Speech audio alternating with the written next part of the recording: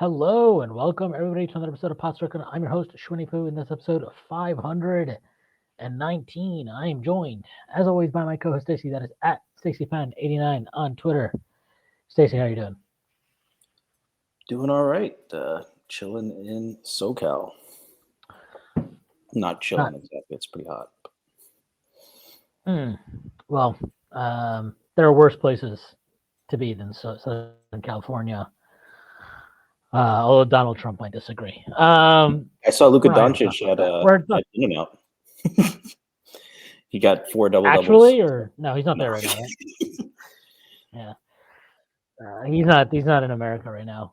He was playing. He got hurt. He's probably out for the rest of the summer. We'll see what it looks like during training camp.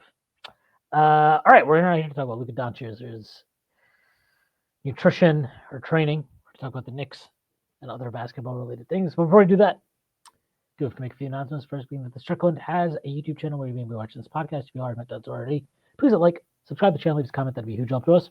The Strickland also has merchandise, which you can find on our website at www.thestrict.land. There's a link that'll take you to the merchandise store, and there's all kinds of cool stuff on there, like t-shirts, sweatshirts, hats, coffee mugs, water bottles, you name it, we got it.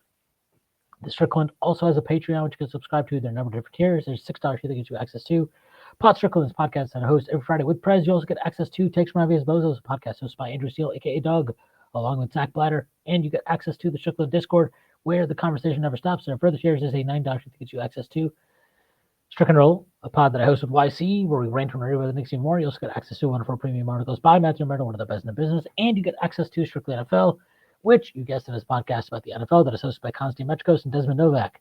There are further tiers. There's $15 tier, $30 tier, $50 tier, and a $100 tier that's going with a variety of additional benefits, like listening on pod recording, merchandise discounts, even potentially go to a podcast alongside yours truly one day, whether you choose FanDuel, our sponsor, who is kindly sponsoring the podcast. Okay, enough about all of that. The Knicks still, I guess, have not totally finalized the roster. They do have some empty roster spots open, 2 to be exact.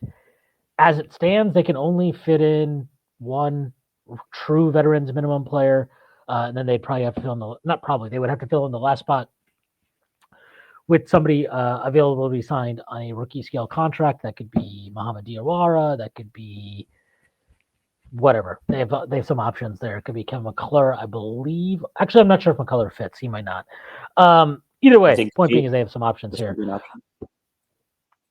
I think Dink Pate is an option. Yes, Dink Pate could be an option. I don't know. I personally think that they'll end up just bringing back Landry Shamet and then sign Diawara and then sign some 2-ways, and that'll be that.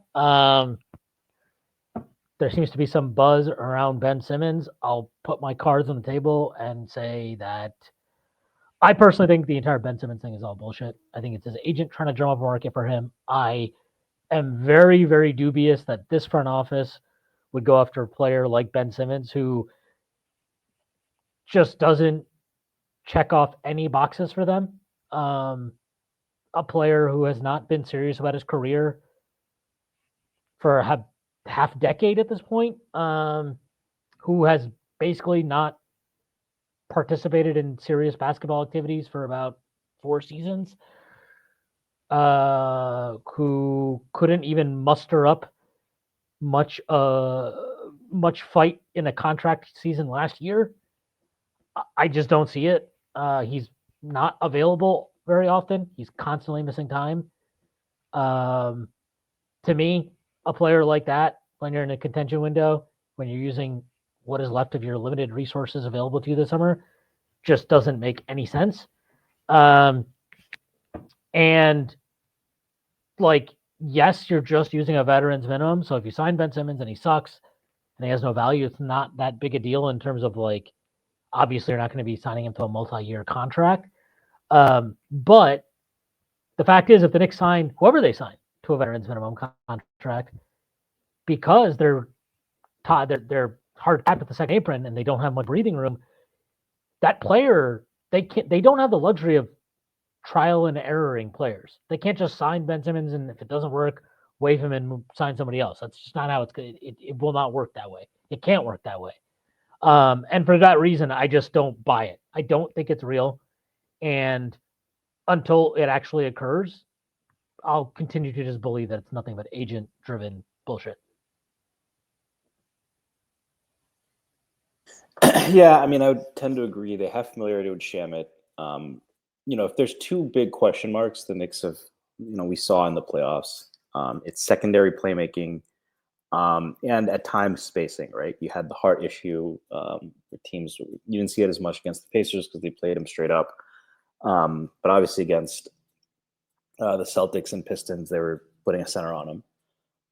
So losing DiVincenzo, I think you've talked a lot about how much that hurt, and not just another shooter, but a guy with a quick release who can get it off from anywhere. I saw that from Shamit. Shamit has a very quick release. I don't know if he has Dante's range.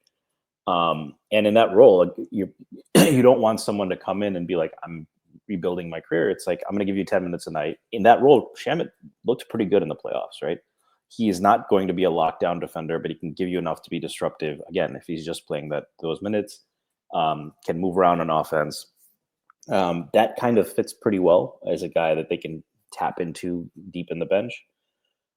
But the other thing we do have to notice is secondary playmaking was also an issue, right? We talked about how much of that might be Tibbs. Even if the offense becomes a little more egalitarian, the rest of the starters, most of the players on the team, really, there isn't a proven playmaker besides Brunson, right? Cat is really just functional as a post passer and misses reads. I personally think he's pretty good against double teams, but Shax has taken a closer look, and he pushed back on that, and he made some good points that the Cat does struggle quite a bit with making the right reads, especially when defenses pre-rotate and make it complex. I do think Cat is a talented passer, but as your secondary hub, we haven't seen that. We don't know if he can play the Sabonis role that Mike Brown obviously used. And then Bridges, hasn't shown too much as a passer. He's the rim pressure is the big elephant in the room. Now that he's paid, I'm a little optimistic he'll be more aggressive. But there isn't a proven guy. So on that end, Simmons gives you some of that, right? If you had to think about a guy who could make 5 out pretty interesting for this team, it wouldn't be 5 out because he can't shoot, but it would be like Josh Hart on steroids. You're talking about the Ben Simmons from a few years ago, right? A guy who adds on defense, right? Because he could switch, guard multiple positions, even play some bigs. Was a playmaker, could push the pace, could take pressure off Brunson and let him play ball. Obviously, great passer. So if you hear about that, and I understand that there are some Knicks fans who think about that vision and think, if you got that guy next to those starters, he could really be the missing piece, right?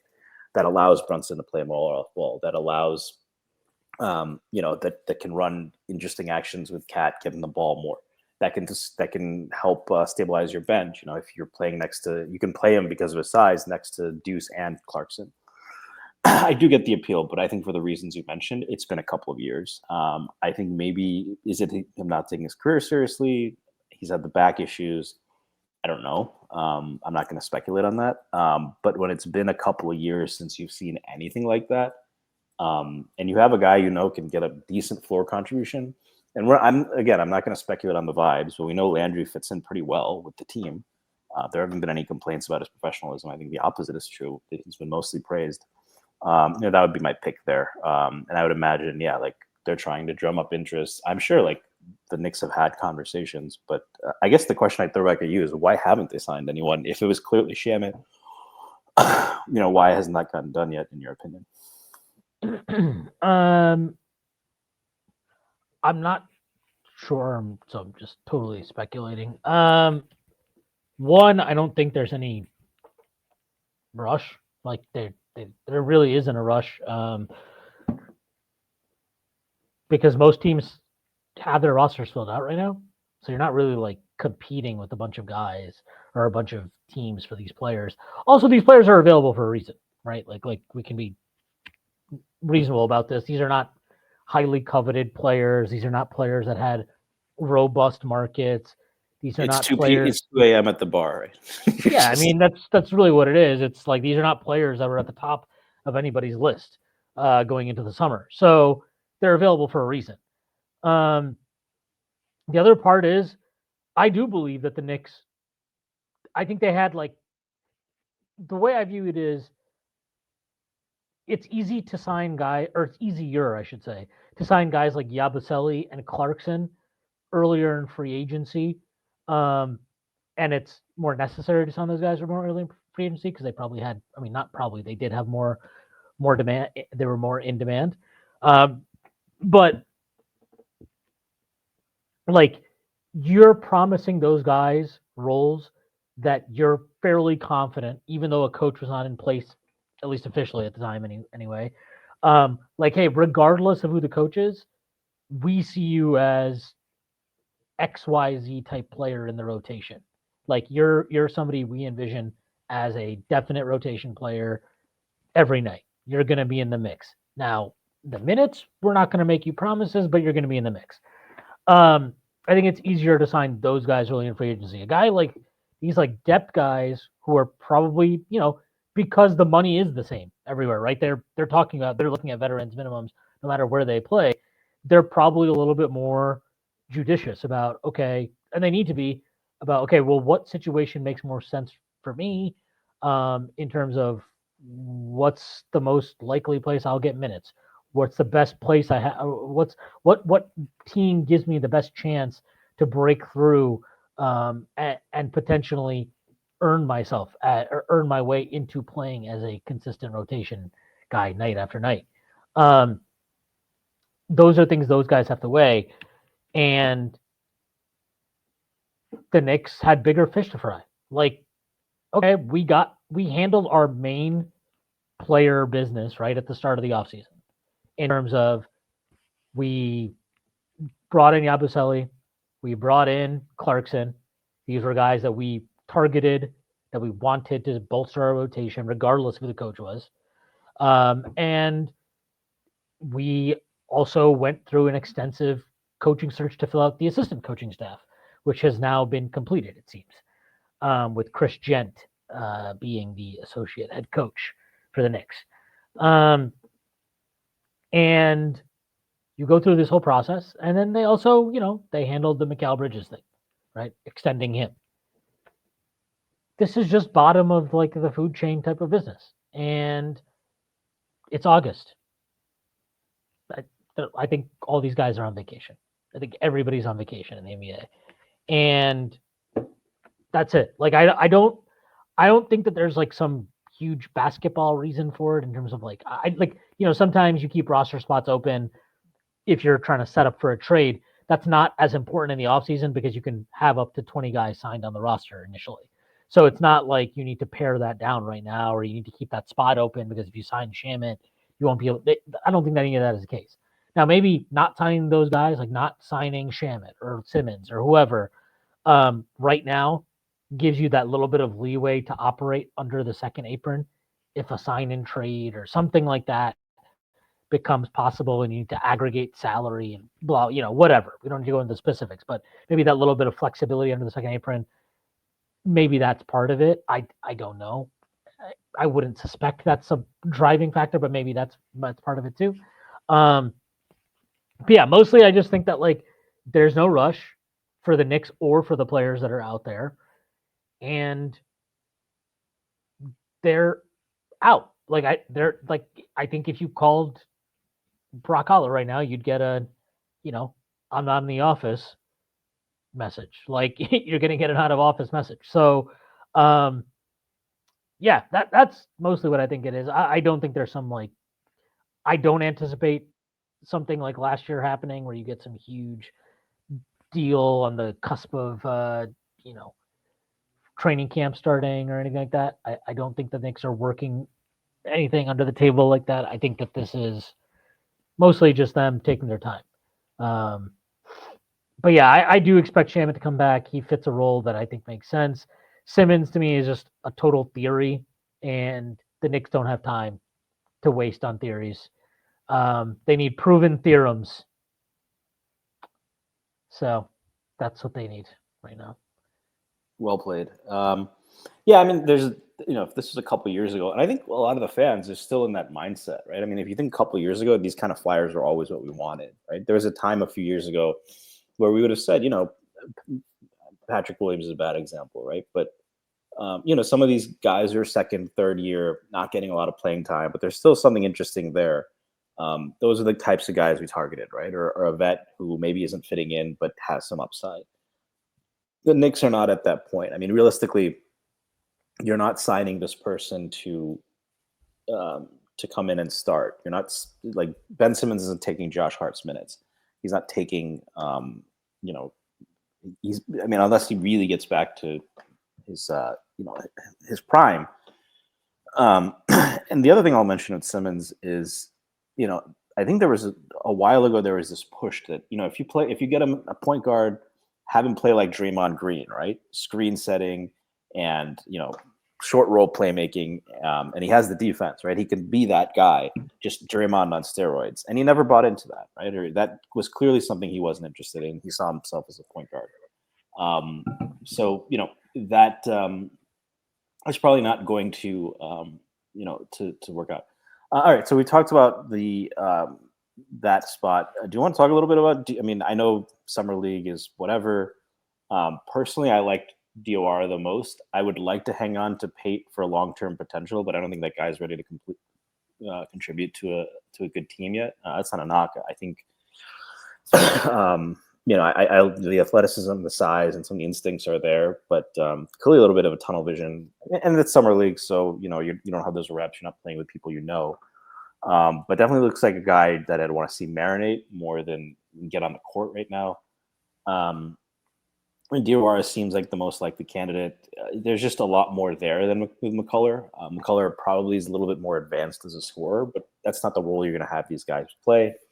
The defense hasn't popped, I think, for McCullough in a couple years the way it did early on in college. He was legitimately one of the best defensive players in the country. And Diawara's got mammoth size, wingspan. I thought the athleticism was better than I expected.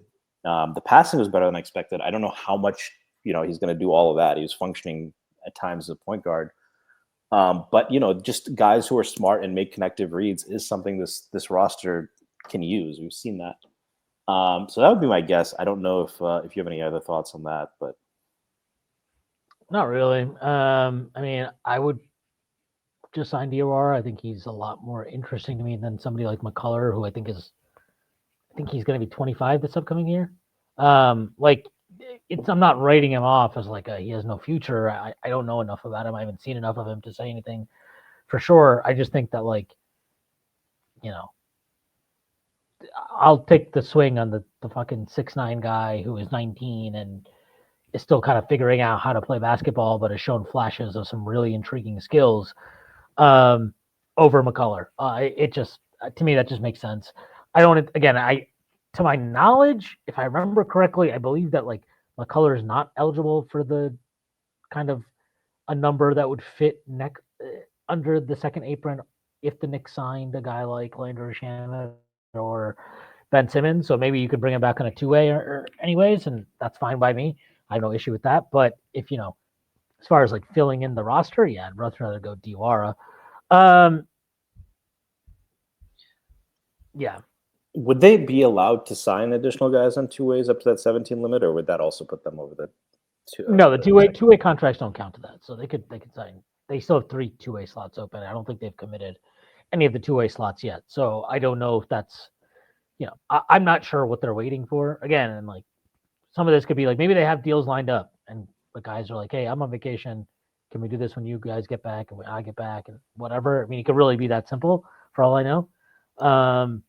So I'm not sure what's going on with that, but I'm not that worried about it. It feels like the Knicks have been pretty deliberate in how they've approached things this offseason. And I have no reason to doubt that they will get these basic things done because I don't know. I don't know what that would. I don't know how I would feel if I was worried about that. Yeah. So I guess I think the roster, it seems like it's pretty much in shape. We've talked about the acquisitions. We've talked about what guys like Yabusele can bring.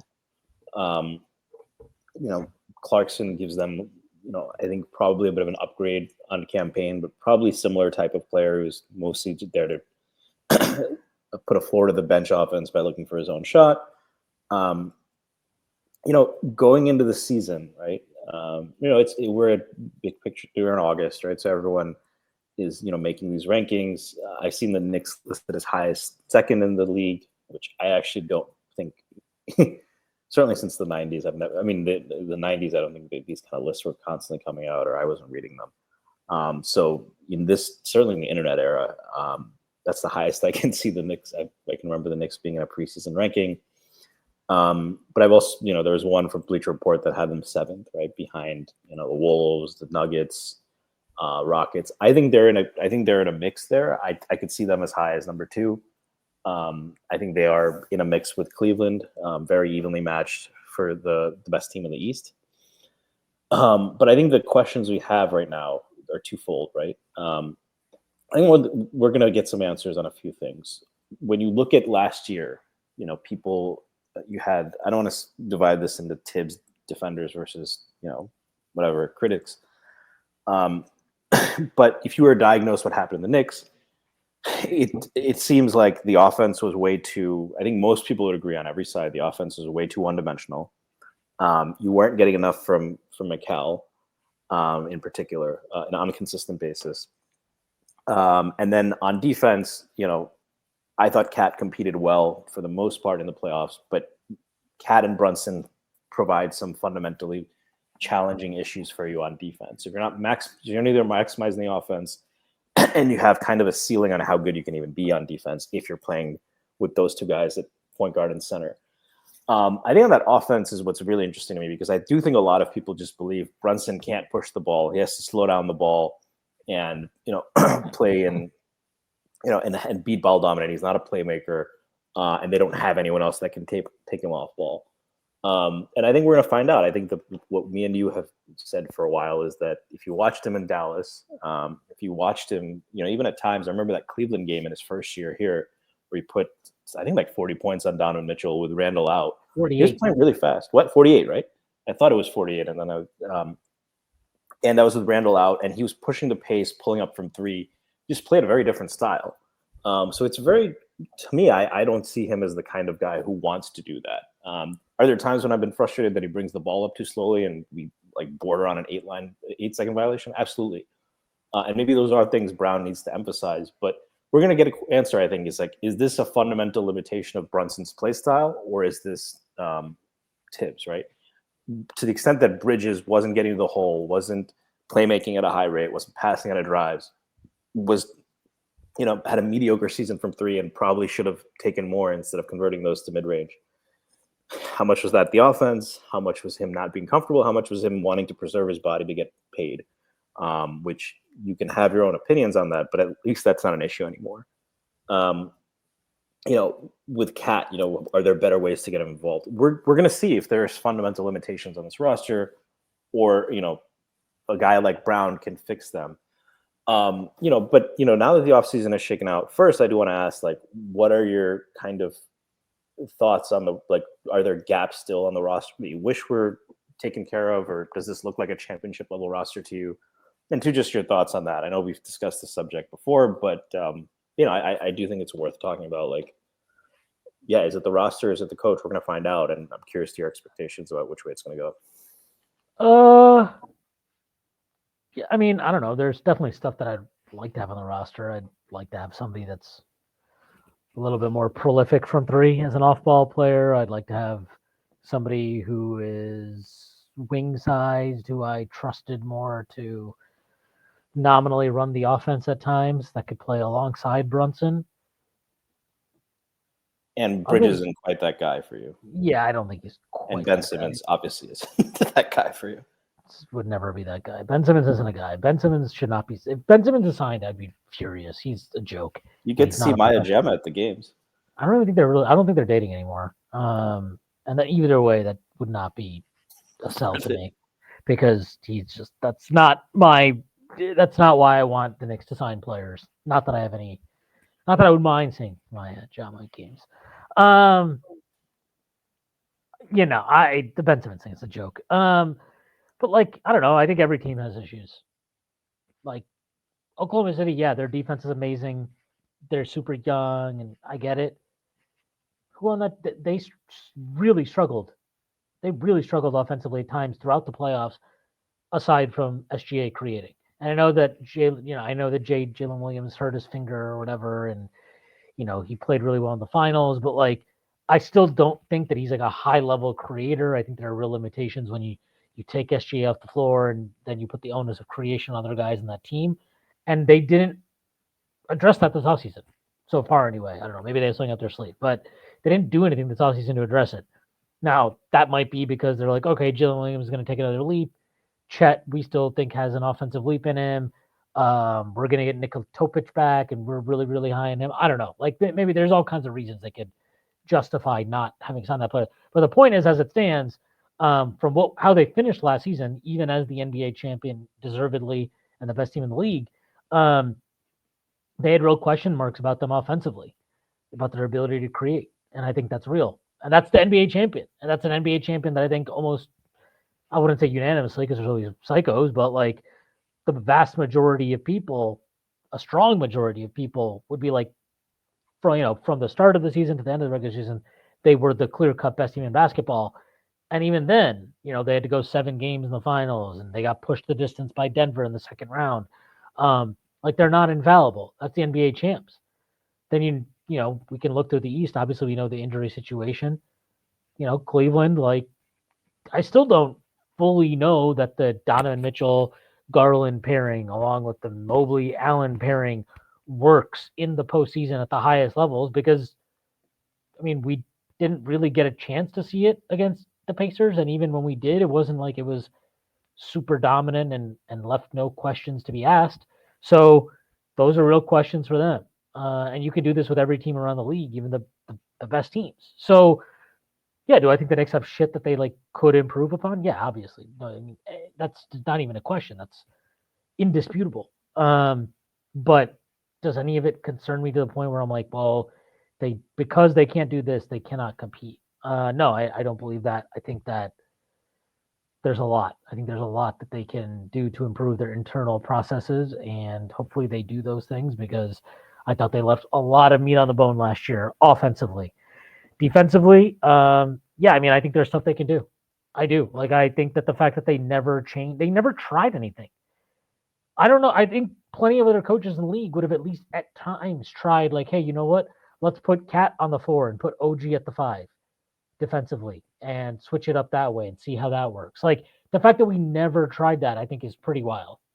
And that's just one example off the top of my head. So, yeah, like, I think there's meat on the bone on both sides of the ball to be for Mike Brown to hopefully capture. But it will take time, and we'll have to genuinely wait to see how it turns out. I wanted to get to this. So the Bounce on The Athletic listed their top 40 big men in the league in order with tiers. Jesus. I'm going to read all the names and tiers before we get to Mitchell Robinson. Tier 1, Big Honey, Nikola Jokic. No question about that.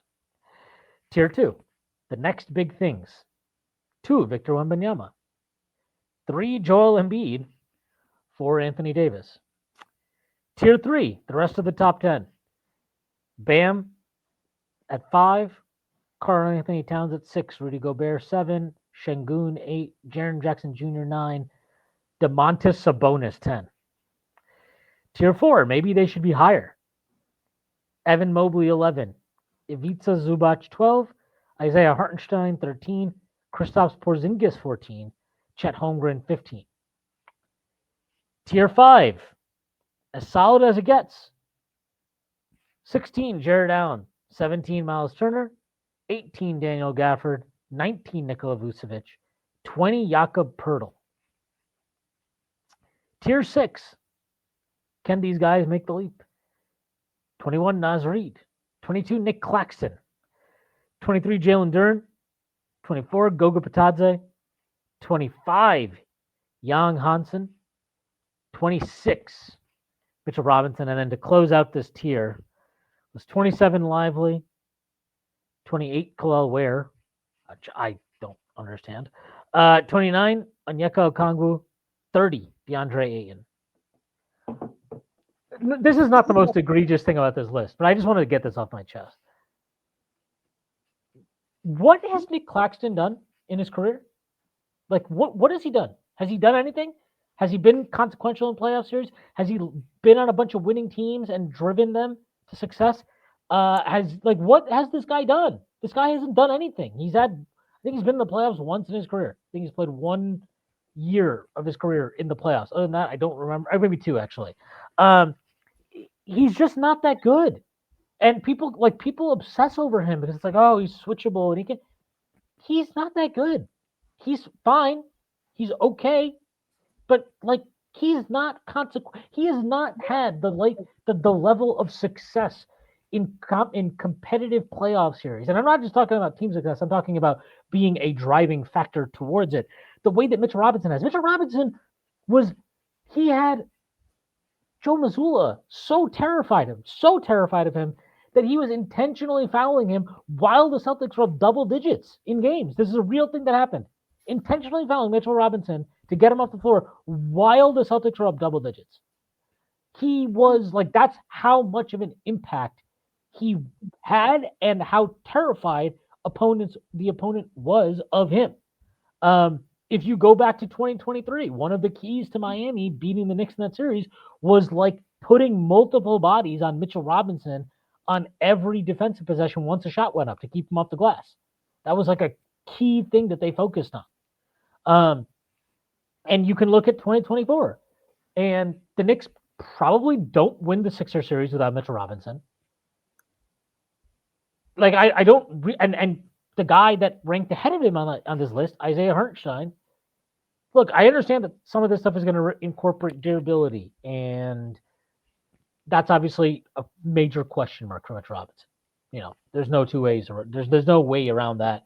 We know that's just a fact. He is missed a lot of time and probably will continue to miss a lot of time.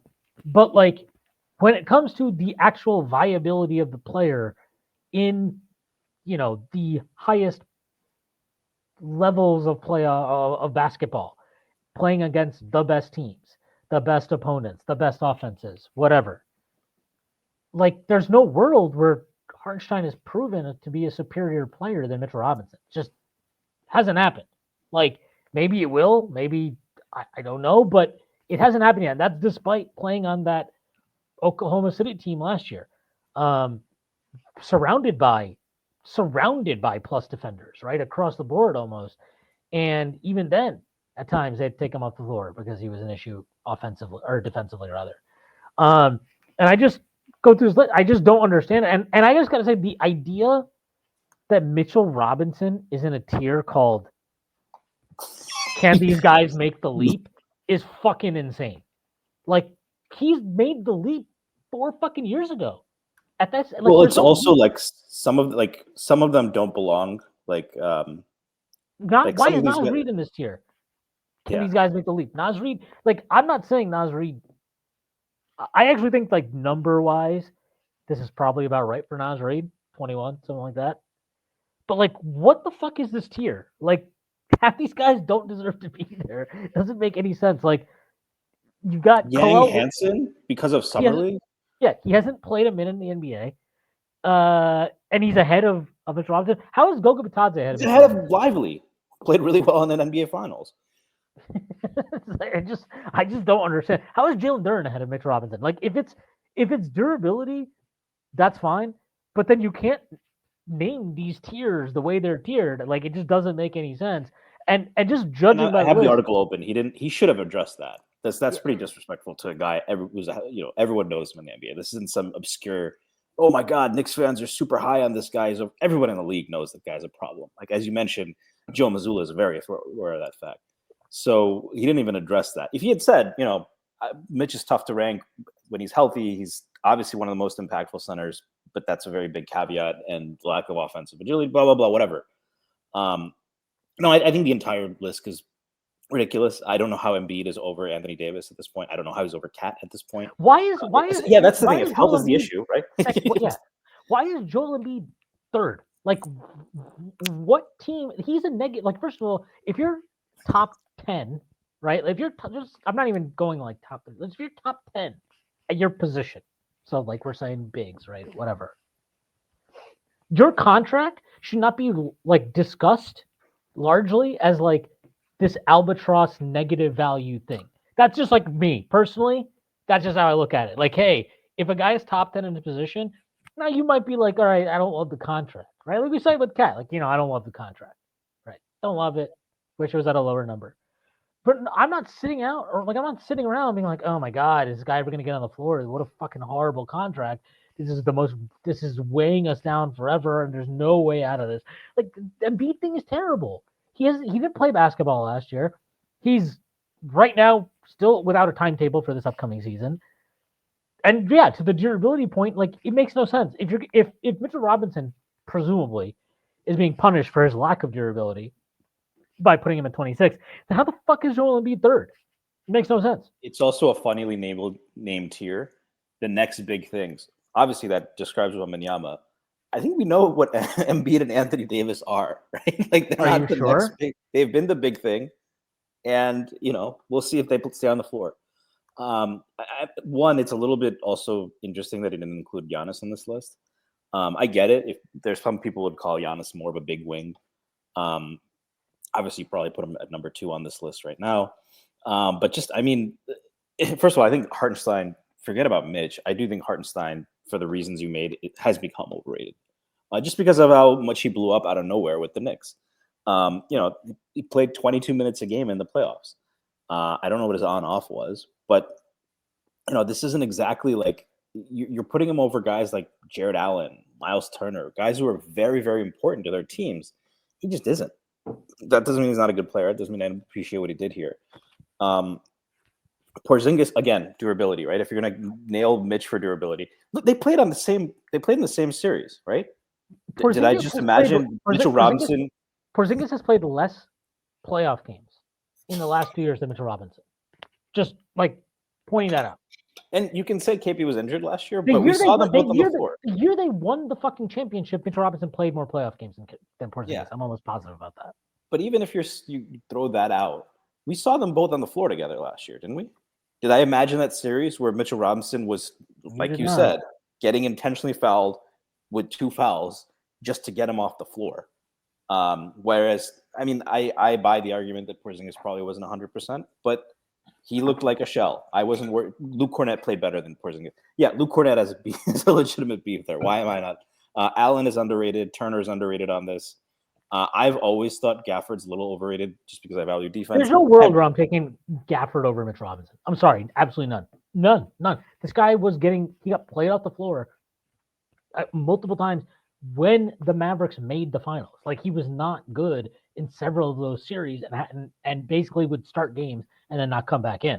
Like Mitchell Robinson is he is a game changer. He is driving the Knicks. Like he is driving them to win postseason games, postseason series. And this is something that we have seen. This is not like some fluke that happened last year. Right? This is not like, oh wow, he just figured it out. No. This has been the last 3 seasons. When he is healthy in the playoffs, he is affecting the game. Like he is somebody who opponents have to game plan for, right? Like even with his lack of offensive skill, which is like, yeah, we can, if we're going to be fair, like it's fair to be like, hey, Mitch can't do much on offense. That's a limitation. Fine. It's a limitation. Even with that limitation, this guy is commanding attention on the offensive side of the basketball because he's that dominant of a rebounding force. And like if you do not give him that attention, he will punish you. He will punish you and he will alter the game. He changes the numbers game because he literally is like giving you possessions that you don't deserve. Like he's getting rebounds and creating havoc on the glass in a way that you generate possessions that are like you should never get. Like he probably is worth in the course of a game. If he plays 20, 25 minutes, he's probably worth an extra like 4 possessions or something like that. Well, that's just if you look at the offensive rebounds. But when he draws attention, it opens up for guys like Hart, right? It opens up for other guys to fly in, right? If he's drawing multiple guys. So it makes the shots cleaner, right? So I think it's not even just the pure it's like a number one receiver. You focus on the catches, but how much it opens up, right? If they're dedicating so much attention. Yeah, I'll add this. Last year in the playoffs, which 3 guys ahead of him he played against. Actually, more than that. But Porzingis, Duran, and Turner are all ranked ahead of him. Over the course of the playoffs, the Knicks had a 4.92, so almost +5 net rating with Mitch on. 116 offensive rating, 111 defensive rating. They were negative 3.8 with Mitch off. So 112 offense. So the offense got way worse too, 4 points. And the defense got worse by 5 points. So, it's or like 4 points, right? So it's about a +8 swing. That's not nothing. That there aren't guys on this list that are doing that. You look at, just going down. So Allen, fine. Mitch has outplayed him though. I'm going to do a count of everyone who Mitch has outplayed in a series that's ahead of him. Turner, very good player. I think both Turner and Allen should be ahead of some of the guys ahead of him. Gafford, we mentioned, just limit on defense. Vucevic is mind-boggling at age whatever the 30, whatever the fuck he is. He is a traffic cone on defense, not as imposing nearly as on offense. No, Pirtle hasn't played in the playoffs in years. I don't mind Naz Reid. He's a very versatile guy. Claxton, I'm probably higher on than you, but no, sorry, he doesn't have Mitch's resume. I'm just gonna throw. I'd rather have Mitchell Robinson than Domantas Sabonis. I think that's. I think part of that is stylistic, But Sabonis offense versus defense. But Sabonis isn't. I'm sorry, I fundamentally believe this. You're not winning anything with Domantas Sabonis as your 5. Also, Şengün even. Şengün's improved on defense, so maybe that's fair. Well, Şengün at least I don't mind the Şengün one because he's improved a lot on defense, but more importantly, he's young enough and already good enough where you can be like, if you're projecting for future growth, I think that's fair. I think it's more than fair. And, I can quibble with okay, I wouldn't put him there or whatever, but I don't think that's egregious. But I think it's fucking insane. I think Sabonis being in that tier is kind of crazy. He's really he's closer to Vucevic. That's what he is, kind of, it just doesn't make any sense. I don't get that. I like Ivica Zubac as much as the next guy. I don't know what he's done to be this guy 100%. Holmgren above Jared Allen above Mitch. I'd take him over Jared Allen. I actually think Jared Allen is ranked fine here. I think all the same criticisms of him that we had after that Knicks series, I still have all that. I still don't, but I don't believe he's tough enough. I think he gets bullied. I think that he is. The lights are too bright. I don't think he's threatening. He's not threatening enough offensively that him being able to do shit with the ball is massively consequential, because on a real contending team, I'll always rather have there's probably at least 2 and usually 3 guys on the floor that I'd much rather run offense through. And so Allen is ultimately at the end of the day a play finisher. So is he a better or more versatile play finisher than a guy like Mitchell Robinson? Sure, yeah. If you want to say better, I think that's fair. But is he as good defensively as Mitchell Robinson? Not fucking close. Is he affecting opponents' game planning defensively in a way that Mitchell Robinson does? No shot. Absolutely no chance. And that matters more than your aggregate goodness. Jared Allen is he is a better regular season player without a doubt than Mitchell Robinson. I don't think that's actually that much of a question, especially given his durability versus Mitch's durability. But if they're both healthy in the postseason, I similarly do not think this is a question. I think Mitchell Robinson is so much more valuable in that setting because we have evidence and we have proof, not evidence, we have proof that he is driving the Knicks to success when he's on the floor on both ends, but very much so, the things that he is elite at, which we've known forever, right? Rim protection, offensive rebounding, Defensive rebounding too, by the way, at this point. I mean, I still think that's like it's a kind of a nuanced discussion. Like I tend to agree he's a great defensive rebounder, but like I do think there's an argument to be made that if you're not accumulating a certain number of defensive rebounds, maybe there's a conversation to be had. But like, there's no question about his offensive rebounding prowess, right? There's no question. He's the best in the league, especially with Adams now. It was him and Adams for a while, and now there's no one on that. He's the most dominant offensive rebounder in the league, and he is, it looked like to me, back to his best as far as his not just his defensive mobility. I mean, yes, his defensive mobility, but also again like his rim protection, all that stuff is still there. And I think even though he made a conscious effort last year to add weight, right? I think he believed he added weight last year prior to last season. I don't remember if he added or lost weight. The Mitchell Robinson weight journey has always been fun.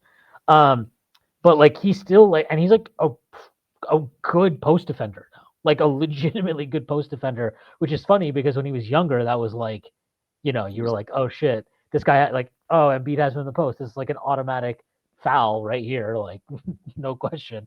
So yeah, like I just look at this list and I'm like, I don't understand what it's trying to capture because I just think Mitch is better than a lot of like he's better than everybody unequivocally to me. He's better than everybody in that tier 5 other than Miles Turner. I would rather have him than Miles Turner. I think Turner's still a little bit overrated, but like I can understand just that. Played head to head, and I mean, you can make a case Turner was better in that series. Yeah, like I'm not. That's what I'm saying. I'm like I can at least understand Turner over him, right? But everybody else in tier 5 are. I'm taking Mitch over Jared Allen. I'm taking Mitch over Gafford. I'm taking Mitch doing there. Yeah, I'm taking Mitch over Vucevic. I'm taking Mitch over Jakob Poeltl. And then tier 4 is Mobley. Okay, fine, fair enough. I'll give that to you. Although that's another guy Mitch has outplayed and dominated in the playoffs. Absolutely. And he's look. I don't understand he's young. I understand he's only entering his 5th year in the league next year, but like he still has a lot to prove, especially when it comes to postseason basketball. But if you want to. I'm not upset, right, about Evan Mobley being above him. But I'm taking Mitch over Zubac. I'm taking Mitch over Hartenstein. And I'm taking Mitch over Porzingis. Holmgren, I agree with you. I think he's actually listed way too low on this, especially given his, like, defensive ability. I'm taking Chet over fucking Sabonis any day of the week. Like, that's probably over JJJ at this point. Yeah, I agree. I take him over JJJ. I take him over Şengün. And I'd take him over Rudy, honestly. But maybe I'm too low on Rudy. But no, I'd take him over Rudy. I would. Like, I think the fact that he's not a total offensive zero, and he's obviously beyond it, like he's more than an offensive zero, that makes it a clear edge to me over Rudy. Especially like Chet, I think his defense. I still don't know if people understand like how elite his rim protection numbers are. Like they're fucking nuts. He's really, really good, and he's versatile. Like he can move his feet pretty well for a big guy. He's another guy, right? Durability is going to be a big thing for Chet over the course of his career. But like, I'll take Mitch over. I'd take him over Zubac.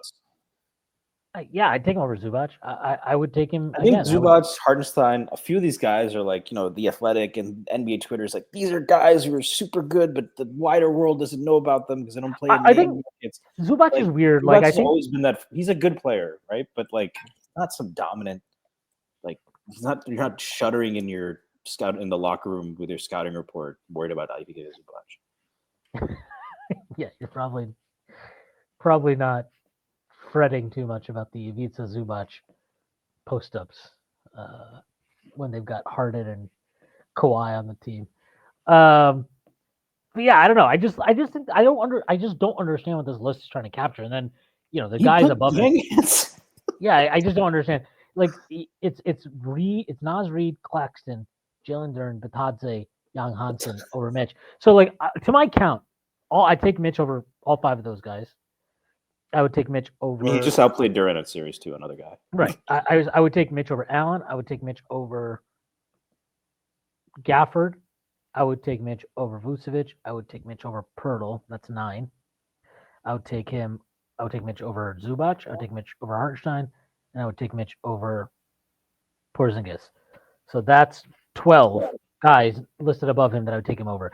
I personally would take him over Miles Turner, but I'm just not getting into the guys that I think are like very reasonably ahead of him. Even if you're just looking at like postseason stuff, right? Like I can understand why you take Mobley over him. I can understand why you take Chet over him. I think Chet should be above him, for sure. And I can understand why you take Miles Turner over him. But those other guys, no, not at all. And then Domantas Sabonis, like, give me a break. Give me a break. Like, even JJJ, as far as postseason stuff is concerned, like, I don't know. I think he's got plenty to prove, and he's not done a whole lot in the playoffs in his career. I would argue that he's probably been, not probably, I would say he's definitely not been as consequential to his team's playoff success at various points than Mitch Robinson was. I mean, they've won all of one playoff series in Memphis over his time there. I know that's not all his fault. They obviously had a lot of other things going on, but like Mitch Robinson has been a driving factor in what, like basically every single playoff series they've won. He's been a major factor, right? Major factor against Cleveland, major factor against Philly, major factor against Detroit, major factor against Boston, and arguably like one of the few guys in that Pacer series, I would say, that emerged with like real credit to his name that came out of it. And I don't think, and like I'm not really of the opinion that we needed to like end that series and immediately start shitting on all our players, but I would say that he was a guy that after that series concluded, you still felt like, hey, he did his part. You know what I mean? Like that's probably the best way I could put it. That way about Brunson and Cat too. No, I agree. I'm not saying everybody. I'm just saying like he's one of those guys. He's one of the guys. He'd be like, yeah, no, he did his part. Like you can sit here and try and divvy up the blame pie wherever, but you're not going to give any of that to Mitch Robinson. And I can't. JJJ to me, it's silly. Like I get it. Like he scores points. Like there's stuff about him that's really intriguing. But right, but like he's improved his rebounding. But has he? He's fucking terrible at it. He's definitely not on Mitch's level. Yeah, I think that's safe to say. He might not be on fucking Mikal Bridges level. But like, yeah, I don't know. I just don't understand his list. And I will say, like, I genuinely believe that Mitchell Robinson is like, I think he might be the most underrated player in the league at this point. Like, I just don't have this kind of a list. I would push back there because I think most people do know. I don't think so. I disagree. I disagree with this. I think people think of him as like this novelty act of like, well, like it's like they understand. He is goofy, like personality-wise. It's like there's an understanding of like he's good, but it's like not given the credit it deserves because he doesn't score. Whereas I feel like if he had the same impact as a player, but it was because he was a good scorer, I think he would get a lot of credit. But because the impact he gives you is like, I mean, it's kind of boring, right? It's like, oh, he's great on the glass and like he changes the game on defense. I enjoy watching him throw. I enjoy it because he's on my team, but like I think a member of the Eagles offensive line. Right. But like I think that like there's not, and even if people, I think there's people that even understand that. Like there's people that will give him the credit for that. But then when you're doing a list, it's hard to like, I feel like people will always back off that stuff, even for a list of bigs where we fundamentally, like where we understand, right? Like forget lead guard and wing and stuff like that, where like offense is part of it, like is a major component of the value you're giving, right? Even for bigs, right? Like, yes, offense can be a component, but we know defense is like massively important, right? Massively important and much more so than other positions because it's harder to make up for it on the offensive side of the ball, right? Like it's harder for a center to be bad at defense and make up for it offensively. That's why Cat is actually like, I mean, it's pretty spectacular because you're like, this guy sucks on defense, but he's still like a really positive player. Like it's nuts. Like that's actually very crazy. But even with the understanding of like largely, right, when you're not talking about the Jokic's of the world and to a lesser extent Cat, right? When you're not talking about those guys, bigs almost have to be good on defense, right? They almost have to give you value on defense. And yet when it comes time to doing a list, when it comes time to listing these names out, you got Sabonis and Gafford. Yes, Sabonis, Gafford, fucking Hardenstein in the playoffs, Şengün. Like it's all of a sudden it's like that value. Şengün has improved on defense, but that's also because Houston deploys him very intelligently. But it's just like funny to me when you look at a list like this, and all of a sudden it's like feels like double-doubles are being valued a lot. Feels like points and stretching the floor and all these type of Remember Enes Kanter? He needed to start over Robinson way back when. That was the argument, right? He gives you. I remember this is a tangent, but I remember this kind of captures a lot of, and even people who are more sophisticated fall in this trap. When there was that whole Frank Ntilikina and LeBron thing, right? And Enes Kanter got in his face, and Stephen A was still the number one LeBron stand. So he goes on. It's like, I like Enes Kanter standing up. I'd rather he gave me 20 and 10. So it's like, one, he's averaging 14 and 11. No one is complaining about Enes Kanter's offensive production. The reason we don't like him, which you completely, that was your layup right there. It's like, yeah, you can, if you wanted to go at him for him, you're like, you get on LeBron's face here, but you're not going to stop him from getting to the rim. That would have been a better comeback. But you focused on this 2010 thing, which I think makes your point, right? This is that the level, even like as much better as basketball discourse has gotten, and even folks like Zach Harper, who I've seen his other stuff. Like, I don't have anything against Zach Harper usually. I don't think this list is very good at all. It seems like bait. But as much as basketball discourse has evolved, I think you're very right to point that out. We haven't talked about the fact that there are two centers for the Knicks on this list. And I think the other one should – can you give me the argument for – no, I realize we just talked about the importance of defense, and Bam is far ahead of Cat on that end. Fine. But I'm taking Cat over Bam pretty easily. I wouldn't trade him for Bam, would you? I mean, Bam's really – that's always been a tough one for me because I think that, like, there's stuff Bam does that could, like, really, really – look, Cat makes life easy for your team in his own very unique way, offensively. Like, he's so much more talented than Bam, like, as far as scoring the basketball, right? Like, that's not like there's no debate to be had there. Karl-Anthony Towns, other than Jokic, like, if you're just talking about purely like scoring the basketball from the center position, Karl-Anthony Towns is the guy in the league, right? Other than Jokic. So there's no question to me that Cat's a better individual offensive player. I do think there's something to like Bam's ability to kind of be a little bit more creative as a ball handler, run dribble handoffs, screen set, all that stuff that can add value to your offense. He apparently shot 36% from Bam?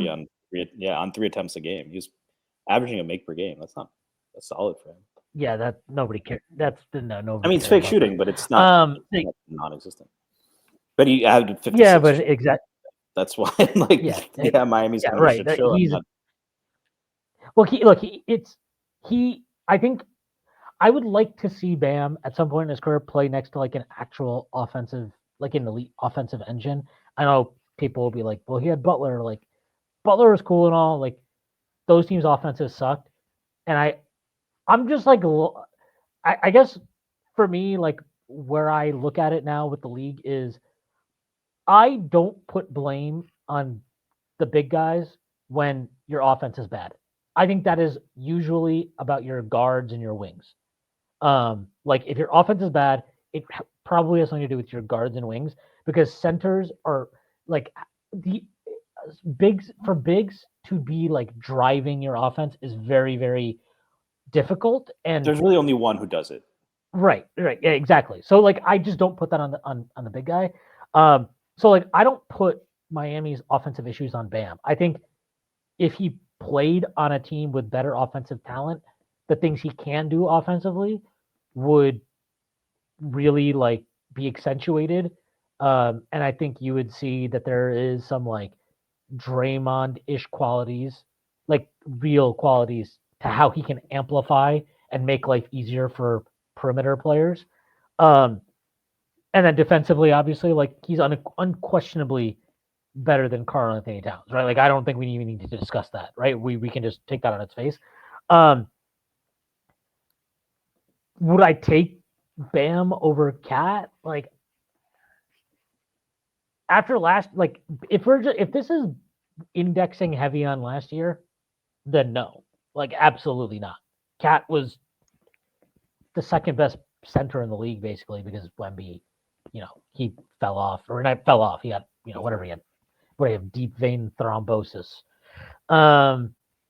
which doesn't, it's not It's not nearly as kinky as it sounds, kids.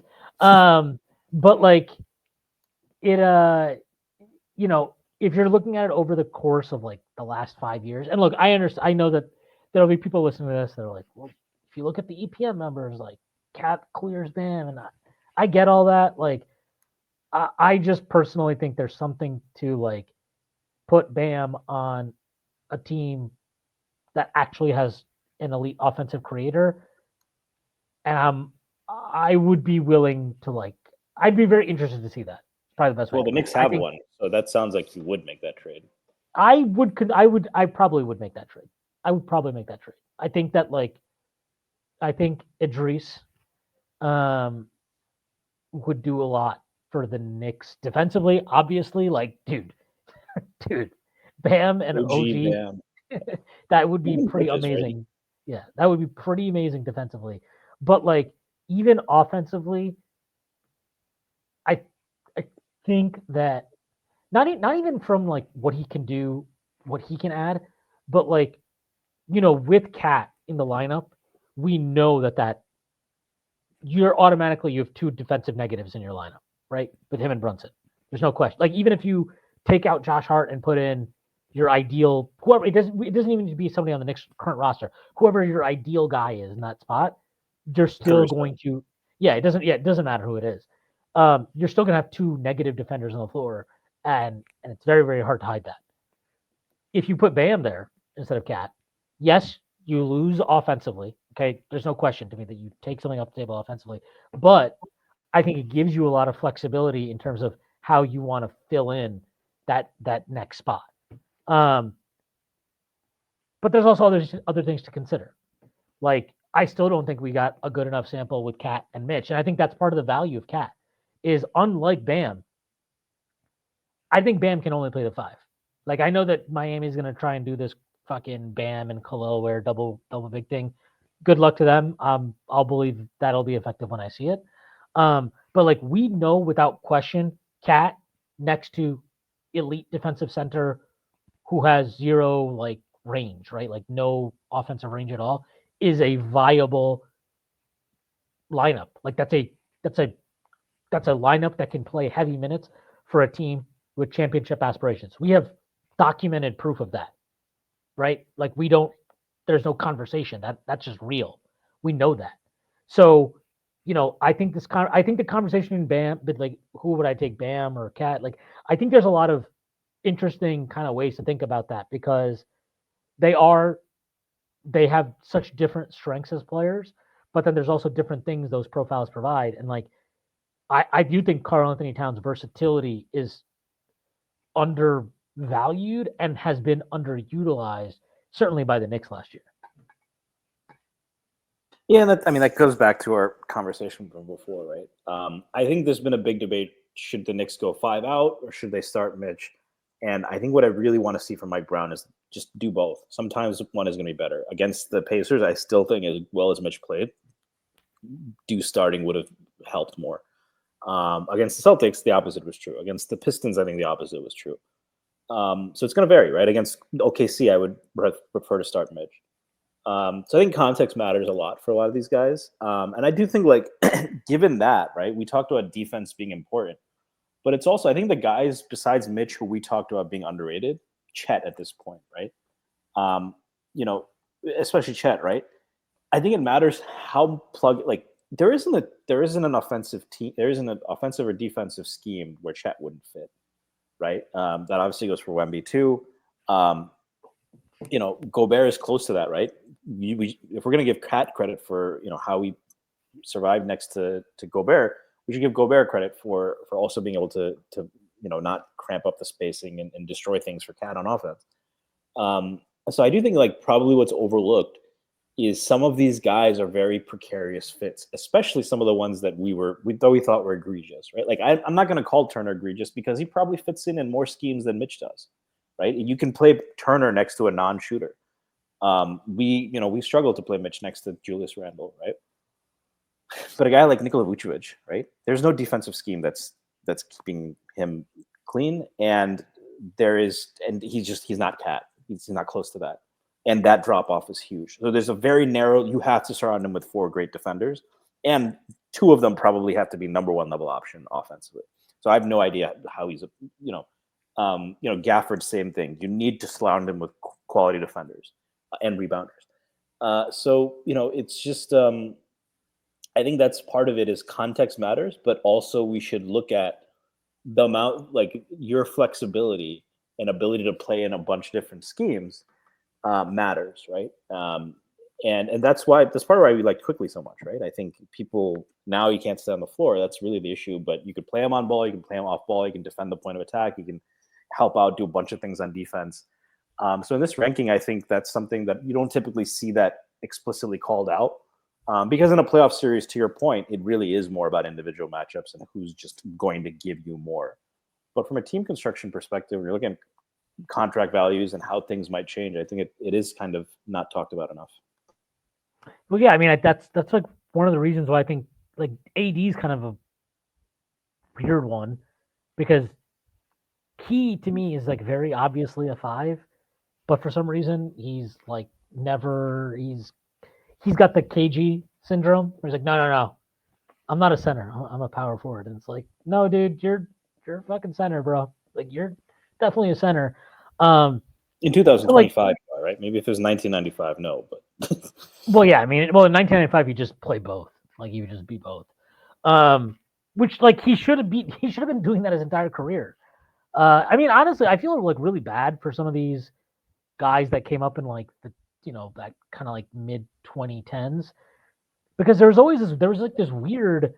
I mean, I'm sure you remember this with Porzingis. As soon as he got drafted, it was like, why are we even paying other centers? Like he should just play center because centers don't matter. And if you can play 5 out, like that's the only thing that matters. And it's like a lot of these guys got like rushed into playing center. And it was like, why are they even trying to play the 4? And it's like is it bad to be able to do both? Like, I feel like it's probably good to be able to do both.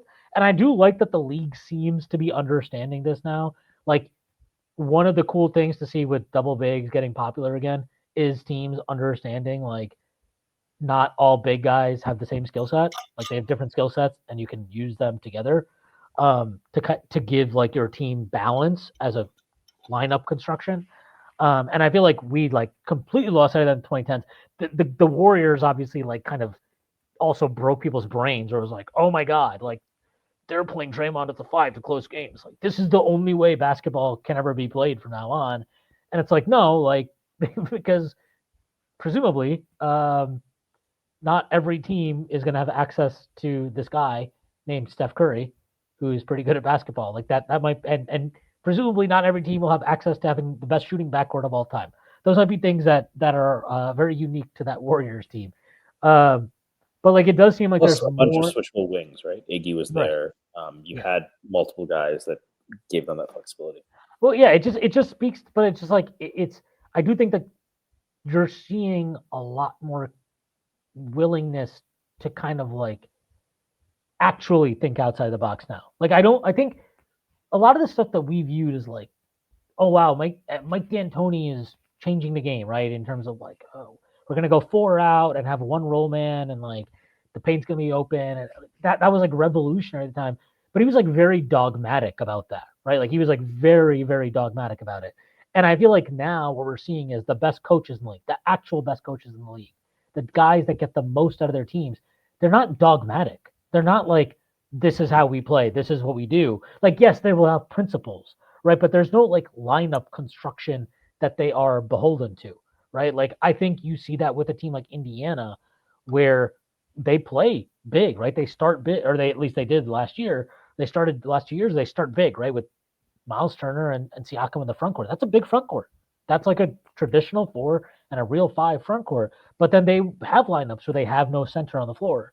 Like they're willing to try all those different type of things. And we see that with Oklahoma City, and we see that, with a lot of teams. And I think that's really interesting. And I think it's good because that's where the sport, I think the sport should always follow and that's why I've always felt like this idea of bigs were going to get, they've become obsolete. They don't matter anymore. It's like, no, there's just not good center talent.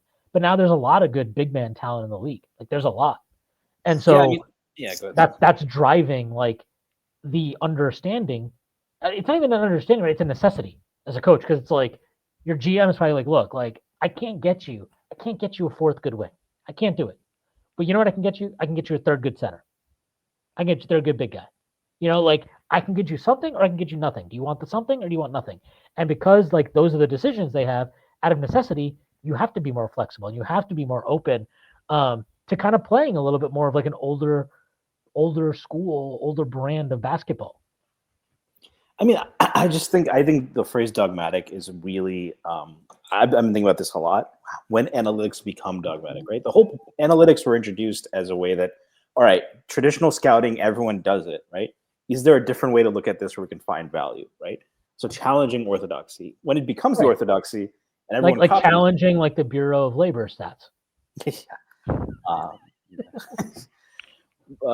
So I think Indiana's a good example to mention, right? Carlisle's first head coaching gig was the famously offensively explosive Detroit Pistons from 2001 to 2003. He wasn't fired for bad performance, by the way. He had friction with ownership. But that was clearly a very old school defensive-minded team, right? Had success there. Then same kind of thing, goes to coach the Ron Artest Pacers. Wins the title with Dirk. And now he's playing 5 out. He's doing the up-tempo, the creative offensive stuff. So coaches have philosophies, but the guy has lasted 25 years. It's not a fluke, right?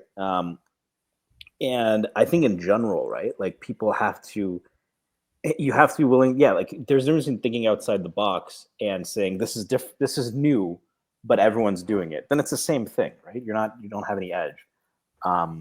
And I think that's something a lot of people should think about. And I think that applies both to.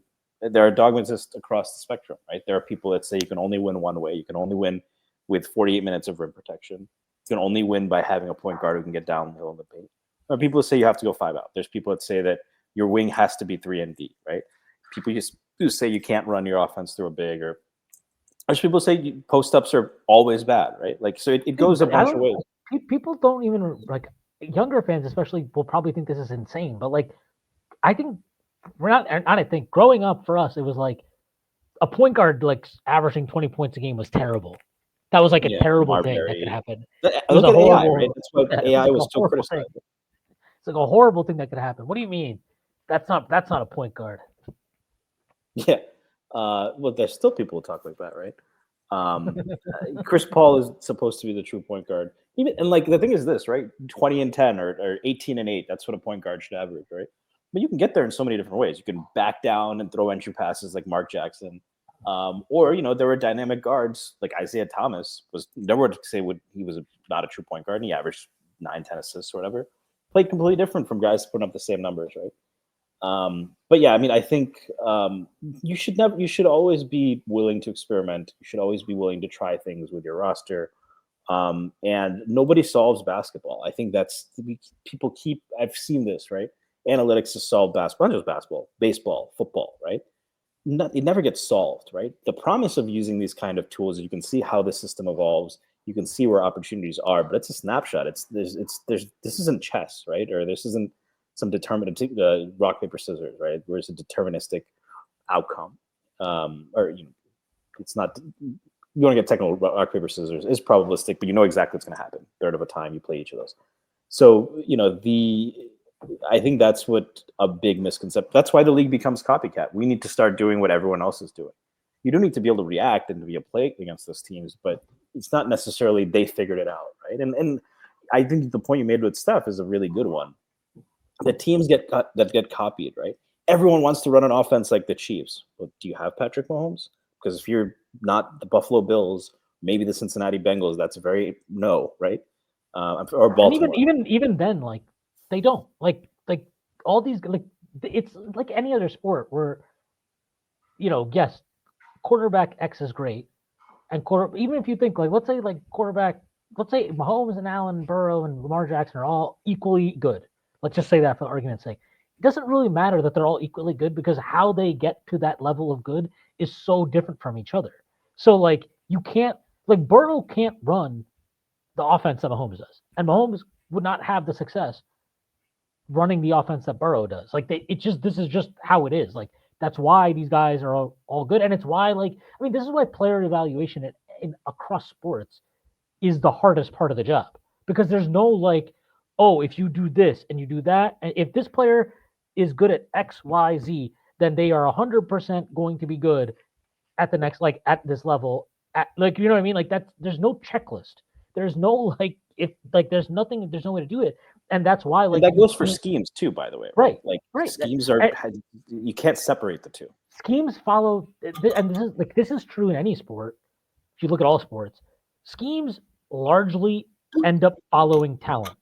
This is why the idea that there should never, the standard for a coach, right, should never be the one thing I fucking hate more than anything when people talk about this with coaches, where it'll be oh man, you do this all the time, right? Where it's well, yeah, Phil won 11 rings, but how many did he win without a Hall of Famer? And it's I don't know, how many rings does anybody win? Yeah, how many rings does anybody win without a Hall of Famers? That's part of you have to have that talent, and then you win the championships. But we've also seen countless examples throughout history, right? Throughout sports history, not just the NBA, but yeah, in the NBA, let's just use this as an example of teams that unquestionably had championship talent, but didn't get across the line, or didn't get across the line as often as they should. And that is about coaching, and it's about a lot of things. It's not just about coaching, but coaching is usually part of that, because it's hard. It's really, really hard to win those fine margins. Is hard, and so I just think that when we talk about systems and stuff like that, again, the best coaches will always adapt their system to the talent they have. That doesn't mean they change their system entirely. It doesn't mean that nothing stays the same, but it means you adapt what you do to suit your talent. I mean, Phil Jackson talks about this. They put in a bunch of fucking sets for Michael Jordan, and what was his assistant Tex Winter got pissed at him. He's this isn't in the fucking triangle. What the fuck is this? And Phil's what do you want to do here? You want to run the triangle, or you want to championships? That. Let's figure this out. And it probably got Michael to buy into the triangle more too. Right? Yeah, exactly. It's a give and take, right? These guys, players. I feel in the NBA more than any sport, players have so much agency, and they know it. They know how much they influence everything. But yeah, I just think that with to kind of bring it back to the big man thing, I just think it's cool to see it swing back, because it was again, it's easy to kind of memory hold this stuff, but this was a common take, this was not just some random people on the internet saying this stuff. This was faux common wisdom in the mid 2010s and even the late 2010s, that centers don't matter, right? Oh, you don't really need to sign a center. You can just platoon it at the 5. You don't really need to have a starting center or anything like that. You can just, have different, 3 different guys that can do different things, and that's it. And you don't really need anything else. And that was kind of seen as oh, the smart teams don't spend at that position or something. And it's no, they didn't spend at that position because there's nobody fucking worth spending on, or they didn't have access to the guys that were worth spending on. But now we're obviously seeing it changes, right? Because a guy like Nikola Jokic is the best player in the league, it changes the value proposition of the position entirely, right? It changes how you go about addressing that position. And I think, obviously, I think this is for sure true. The NBA, way more than the NFL, has these fluctuations, because edge rushers are always going to be really, really valuable. There's no tackle, yeah. Right. These are positions that are always going to have value, and there's always going to be talent at those positions, because your talent pool is so much bigger. It's so much bigger in football than it is in the NBA. In the NBA, it's you can have 10 years where of the top 10 players in the league, 8 of them are big guys. So that obviously changes kind of the entire paradigm of the league. Whereas we have seen decades in the past, right, where your best players are out of the top 10, 8 of them are perimeter guys, which changes how every team operates and what they're looking for, and all that type of stuff. So I think that's a very interesting dynamic, and I do wonder if we're getting to a place where teams themselves and franchise themselves, because I do think teams are smarter now than they've ever been. The stupidest team now is still smarter than the stupidest team from 20 years ago, which was probably the Knicks. But like, I just think teams have more of an understanding and a willingness to like go after talent as long as the talent fits alongside each other, even if it requires some compromise schematically and lineup wise and all that stuff. Yeah, I would push back. So there's two things. I think it's a fair point to say it happens more in the NBA. I do think that like instead of having it be a paradigm, it's like this is a guard-driven league. I need a guard. I do think to your earlier point, right? Fighting that urge can be really useful, right? But moving beyond that, I don't know if the big man ever really died. Um, like maybe this is going too far back, but you look at number one picks. You had Odin. AD was considered a big man. Cat went number one. Went left. If there's I think as much as like I'll agree that teams started to think a little bit differently. I would argue that if you're 7 feet tall and can protect the rim and move with agility, you're gonna you're gonna be valued. I think that has never changed. I think what changed was more, I think the offensively, like a guy like Jahlil Okafor or Al Jefferson could have been a pretty viable player in the 1990s or the early 2000s, or Hibbert, right? But guys who lacked mobility but could score from the post, were skilled post scorers. You needed more than that. I do think, like if you didn't have a star big, I think that's where people got squeezed. Where it's like, for me, I probably felt victim to this too. It's like, who really cares what? Like, if we're looking at that 10 to 12 list a few years ago, I'd be like, does it really matter? Like, getting one guy over the other, they're doing the same thing. They're running pick and rolls. They're getting to the rim. They're rebounding and they're protecting the rim. I think at that point, that's where bigs got more replaceable because you created. I think you had it just became like this. A few elite guys and then a long tail.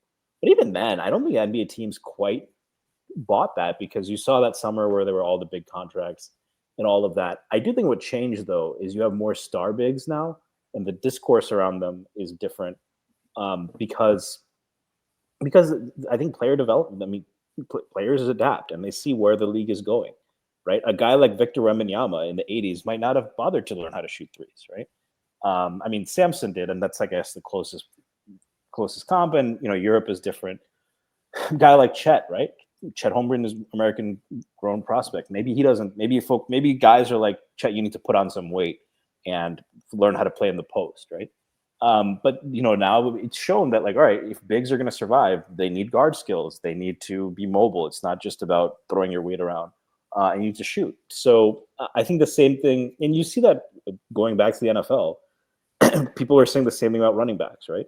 So now the running backs that do get paid, McCaffrey, Saquon, they can do things like catch passes out of the backfield, right? They can line up in the slot, they can run routes, and I think running backs evolved where it's like you can't just be Sean Alexander anymore and run the ball 400 times and you're going to get paid, right? Yeah. The running back thing is really funny. It's like I actually am amazed that it took so long for the NFL to realize what if offensive linemen are actually the more important thing? What if it just took so long for teams to come to this realization? It's like running backs, but no one was praising the offensive line of the Cowboys. They were selling Emmitt Smith jerseys, right? I get that. But I get that. I get why fans and media would think that, right? But it's hilarious to me that even within these NFL front offices, these are multi-billion-dollar organizations and stuff. There's one in particular, by the way, that really exemplifies this. The team that took Darren McFadden, team that uses first-round picks on.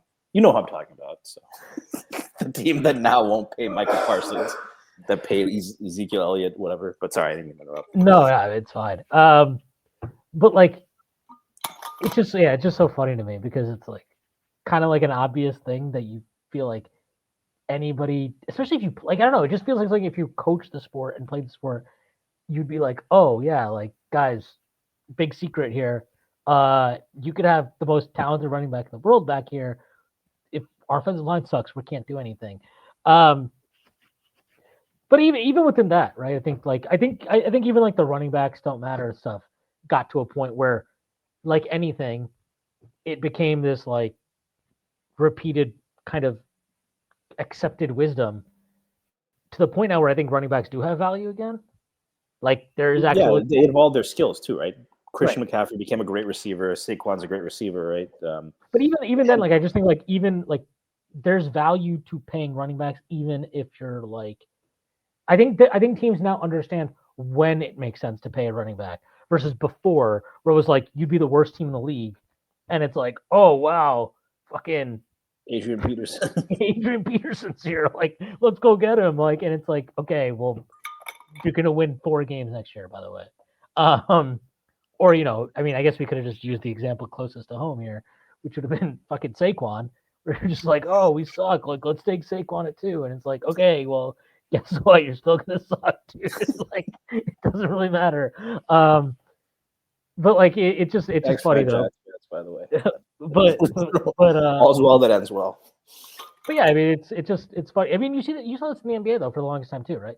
Where it's like if you were a big guy and you had any modicum of skill, it didn't matter how talented the wing was or how talented the guard was, you were going to go number 1, right? Like I mean, Jordan goes 3 in his draft, and obviously Hakeem going 1 kind of like makes it okay because you're like, all right, well, I get why you might have liked Hakeem more than Jordan, but like Sam Bowie goes over Jordan too, and it's like I'm not again. I don't want to shit on Sam Bowie because I know that people have been doing that for many And there was years. medical history, but that's also something I think was known, right? So it's not so much a Sam Bowie thing; it's Portland. But it's more the idea of like, I think if like you dropped the same draft into today's NBA, Bowie wouldn't even be in the conversation for the number 1 pick. Like he would not be. But like there would be like, I mean, it would be the greatest fucking internet draft dummy debate ever leading up to the draft. Would be like Jordan or Hakeem, Jordan or Hakeem, Jordan or Hakeem. Because I mean they're both like fucking. It's just like the most insane prospect. Yeah, like just like insane but it's like not forgetting like what they achieved in the NBA. Just like from a prospect value perspective, it's like I don't even know what way you go because it's like okay, you have the big guy who can actually defend all 5 positions, but can also have offense run through him and like can do all these things. Is an elite defender, or do you take the 2-way wing who can basically do everything? And I don't know. Like in today's NBA, like I think 10 years ago, the consensus opinion would be take Jordan, right? It's like take the do everything wing. I think that's the consensus opinion 10 years ago. But I think now that we're back to like in a league where bigs are being valued at a high level again, I think that conversation becomes very, very interesting. I don't know if I agree with that. I'm trying to think of other because like Wemby went over the do everything guard, but he's 6'2". There's a great analog, I guess. Like Cat went over a do everything wing. I don't think we've had a draft where there's been like 2 guys at the top that are both elite prospects. Like I don't think we've had that. Like the last one was probably maybe Zion and Ja. They were both thought of pretty high. But I don't think anybody really thought Ja over Zion. That was like I mean, I know there were people that thought that, but it was a very minority opinion. I think like I genuinely think the last one where there was any real discussion, even then it wasn't that serious, was probably like the Odin KD one. That was probably it. I was thinking. I mean, there are guys who wanted Okafor over Cat. That wasn't 100%. But by the time the draft rolled around, though, everybody was like Cat. Cat was like the number 1. Yeah, but that's also fed by insider reports.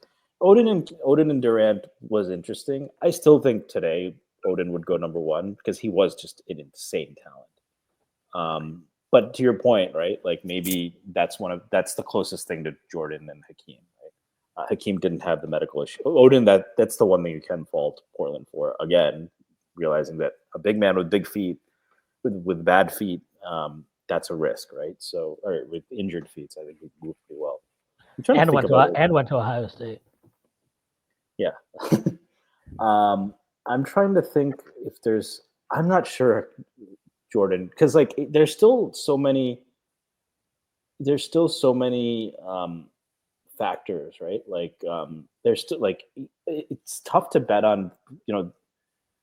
It's tough to bet on that bet, and for all the successes that guards and wings have had, I do think like I think you're right.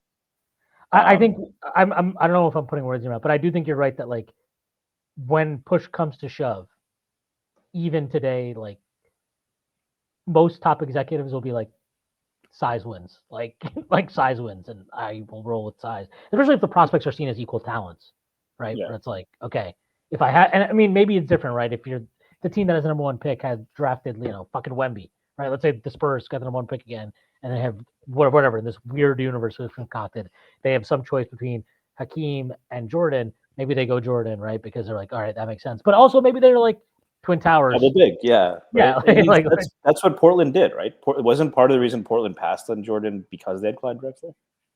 yes, yeah, that was Yeah, part of so it. not great. I mean, It's like who could have imagine the pain of having Jordan and Drexler together? But I do think part of the point I was making is it's partly size, but it's also like that archetype, like the ultra do it all scoring guard. He's tough to hit on complete. Even Anthony Edwards, who is like a hit in that, we still have questions about his playmaking. We have questions about he needs the ball a lot, but he's not a great distributor. I mean, How he's do you make under. it work? I know this is insane to say because he's going to be a first ballot Hall of Famer. He's won a championship. He's I don't know how many All NBAs and all defenses he has. He's like he's underperformed what people thought of him as a prospect. Anthony Edwards? Oh, I was talking about Anthony Davis. Oh yeah. No, I was talking about the guard archetype. Yeah. Yeah, I mean, Anthony Davis was supposed to be generational. He's a weird career. Like everyone said, I remember watching that championship game. He dominates Kansas, and he didn't score until well into the second half. But it was very clear. He didn't know what the hell he was doing on offense then. Yeah, but but then he comes in the league, and he still doesn't know what he's doing on offense, but he also doesn't know what he's doing on defense. But he just has the ball in a shitty team and just glides to the hoop and scores. He didn't become a good defender until later in his career. Part of that was New Orleans was just unserious. But my point was that I think with guards and wings even, so much has to go right, which it did for Jordan, right? That it's a little bit tougher to project. Whereas Hakeem, let's say Hakeem didn't become the greatest post scorer ever, he still could have been a hugely impactful defender and rebounder. Or let's say that he was only a good rim protector, but he could run your offense through him. There's just more outs. So I think Hakeem still would have gone number one.